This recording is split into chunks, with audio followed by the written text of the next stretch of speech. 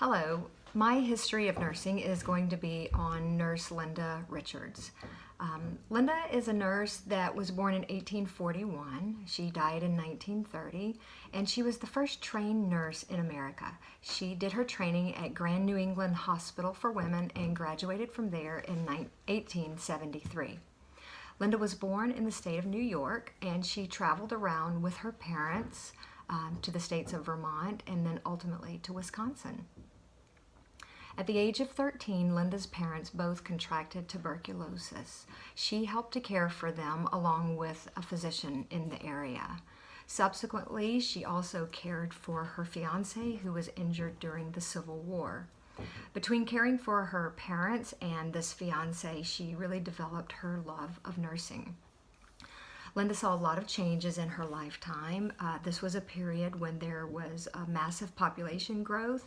A lot of immigrants were coming to America at that time as well.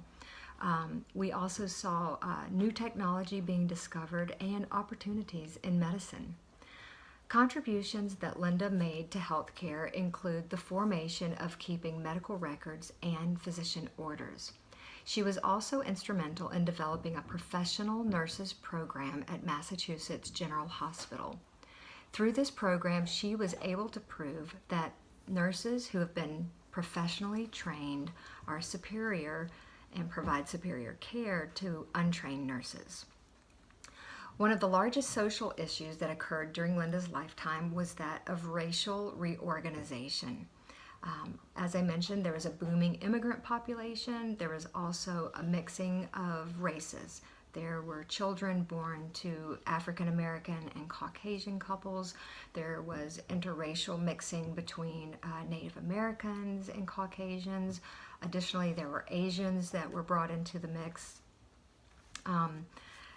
These groups of people then became categorized during this time, and that really created an inaccurate and unstable way of grouping people. Shortly after this time, there was no identification of mixed parentage, and by the term 1940, the term color was no longer used to identify a race of people. Healthcare saw a number of changes in addition to what was happening around the world. Insulin was mass-produced for diabetes, and even today we see insulin as the gold standard treatment for type 1 diabetes. The iron lung was created and put into use. This was in an effort to assist in breathing, specifically for patients diagnosed with polio. Now, fortunately, we have vaccinations for polio, so we don't hear of people contracting that anymore. We have really learned the importance of maintaining patient records and physician orders. The quality of health care administered is often reliant upon an accurate history of information and treatment that's been performed on a patient. These records provide a pathway of treatment without hurdles, as well as positive end results. One of the most important standards of practice for a nurse is assessment.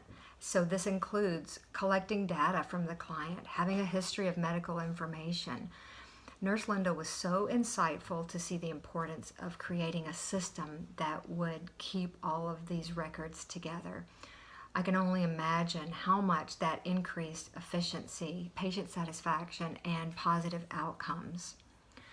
Trained nurses work in hospitals, medical offices, local health departments, nursing homes, schools, government offices. Today, it's taken for granted that nurses are professionally trained. When someone is at home sick, they can call a nurse line at their physician office or talk to a nurse at school. There's respect, there's trust that is provided when someone knows that a nurse can take care of them and